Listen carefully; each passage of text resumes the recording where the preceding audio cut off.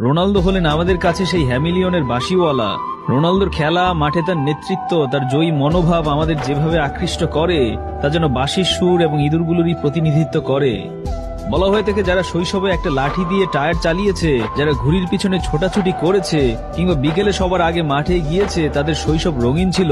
এসবের মাঝেও যারা শৈশবে রোনালদোকে পেয়েছে তারা যেন খোদ শৈশবকেই পেয়েছিল। রোনালদো আমাদের কত রাত হাসিয়েছে, আবার মন খারাপের দিনে বালিশ ভিজে একাকার হয়েছে কত শতবার। অবাস্তব ভাবনাও মাঝে মাঝে মাথায় ঠাঁই করে নেয়।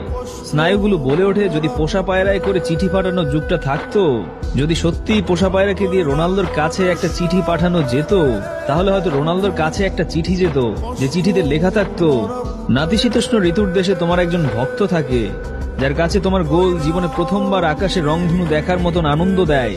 তোমার মন খারাপের দিনে যার কাছে দুনিয়ার সমস্ত বিষাদ এক ঘরে পুঞ্জীভূত হয়।